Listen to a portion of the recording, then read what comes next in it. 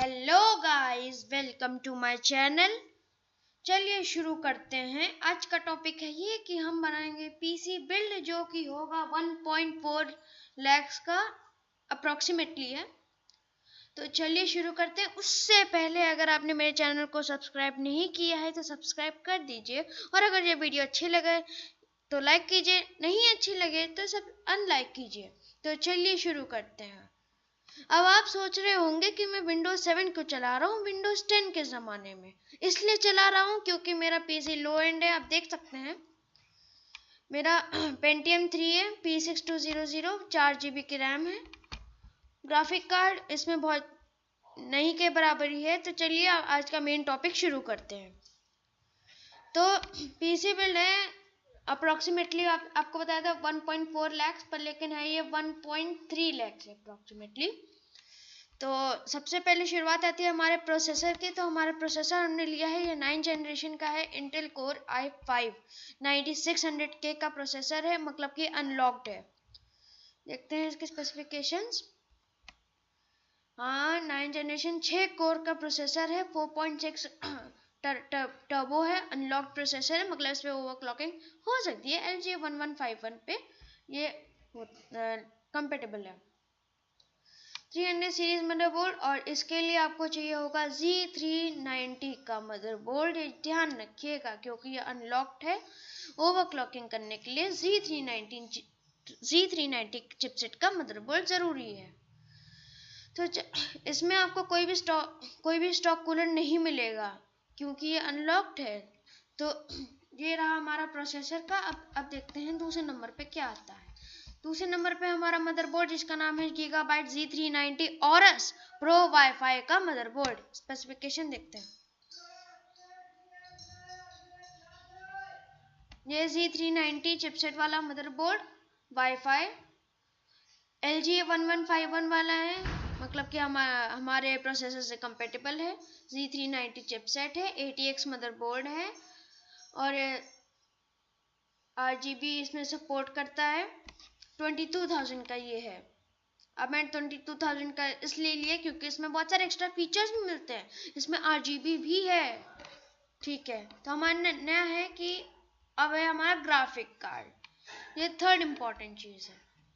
तो ठीक है, ग्राफिक कार्ड में हमने लिया है Asus ROG Strix GeForce RTX second generation है ये, 2060 एडवांस्ड, 6 GB का GDDR6 HDMI DP 1.4 का ग्राफिक कार्ड। देख सकते हैं बहुत बढ़िया ग्राफिक कार्ड है, Asus का है तो अच्छा ही होगा। बहुत ही बढ़िया है, आपको 1080p पे बढ़िया दिखाएगा, बड़ा चलाएगा, जलवा दिखाएगा।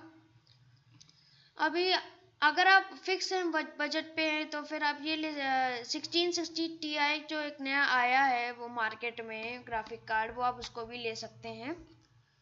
तो हमने तो फिलहाल ये चुना है। अब ये कह रहे होंगे कि इतना महंगा किसी कंप्यूटर है। 2060 इसलिए लिया है क्योंकि फ्यूचर के गेम्स चला सकता है। ये बजट में है, 1.3 लाख का यही एक था जिसमें ये फिट हो सके। देखिए अब अगला कंपोनेंट कौन सा है।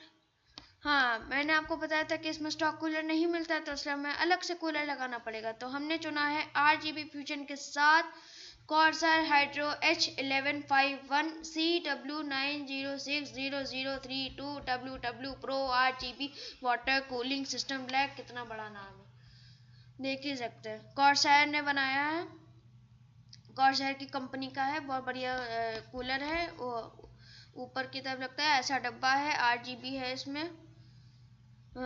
हमने बहुत से कंपोनेंट्स RGB लिए हैं, उससे लुक अच्छा आता है। तो देख ही सकते हैं, मैं फोटोज भी दिखा रहा हूँ आपको, ठीक है। तो अगला देखते हैं। अगला आ रहा है हमारा सर्कल का CC819 प्रोफेशनल गेमिंग कैबिनेट। ये बहुत बढ़िया कैबिनेट है। ये इसमें LED लाइट है, LED लाइट के साथ आता है, ब्लैक लुक बहुत अच्छा लगता है। और इसमें वो थर्मल ग्लास भी है। आप वाइट भी प्रीफर कर सकते हैं जिसमें वाइट भी प्रेफर कर सकते हैं, पर मैंने ये ब्लैक मैं सजेस्ट कर रहा हूँ क्योंकि इसका लुक बड़ा अच्छा है। उसमें बहुत सारे अनोखे फीचर्स भी हैं, देख सकते हैं बड़ी आसानी से इसमें मदरबोर्ड फिक्स हो जाएगा। ये ATX है, ATX और माइक्रो ATX से मदरबोर्ड सपोर्ट करता है। हमारा ATX है तो वो इसमें लग जाएगा आराम से। ठीक है, अब अगला कंपोनेंट देखते हैं। आती है हमारी रैम। मैंने आपको पहले ही कहा था कि इसमें RGB की चीज़ें हैं और ये बजट में है, तो हमने 16 GB यानी कि 8 GB की 2 रैम लिए हैं हमने। 3000 मेगाहर्ट्ज की रैम है, बढ़िया रैम है। RGB सपोर्ट करते हैं। G skill trident Z RGB series है, बढ़िया है। गेमिंग मेमोरी है, अच्छी रैम है, यू कैन ट्राई। अगला है हम लेंगे हम 650 का। 650 इसलिए लिया क्योंकि हम बाद में इसको चेंज नहीं करेंगे। जो कंपोनेंट्स हमें चेंज नहीं करने हैं तो उनको हम बेहतर लेना चाहिए। जैसे कि ग्राफिक कार्ड है GTX 2060 है, मतलब RTX 2060 है। RTX 2060 को आप बदल सकते हैं। तो देखिए ये है 650 वाट की पावर सप्लाई, इतनी इनफ है। आप इसमें गेमिंग आराम से कर सकते हैं, ओवरक्लॉकिंग कर सकते हैं, कंप्यूटर को ठंडा रखेगा। उसके बाद आती है हमारी SSD, जिसमें हम डालेंगे अपना ऑपरेटिंग सिस्टम जो कि होगा विंडोज 10। मैं अपने में विंडोज 10 डाला है, पर मैं उससे नहीं कर रहा हूँ क्योंकि उसकी स्पीड मेरे में थोड़ी स्लो है। मेरे में स्लो है मतलब आपके में नहीं होगी। तो यह है 240 GB WD green PC SSD, बढ़िया है। इसमें स्पीड जो बूटिंग टाइम होगा वो जल्दी होगा, मतलब कि जल्दी आपका विंडोज बूट होगा। यार फीचर्स हैं, पर लेकिन इसमें इतनी स्टोरेज है नहीं, इसलिए हमने ये 2 TB की हार्ड ड्राइव ली, जिसमें हम डालेंगे अपने गेम्स, सॉफ्टवेयर और जो भी आपको चाहिए वो आप डाल सकते हैं। वीडियोस, फोटोज, पर्सनल डेटा, जो भी हम डालना है इसमें डाल सकते हैं। ये है WD वेस्टर्न डिजिटल 2 TB की है इंटरनल हार्ड ड्राइव, बढ़िया हार्ड ड्राइव है। तो यही था मेरा PC का।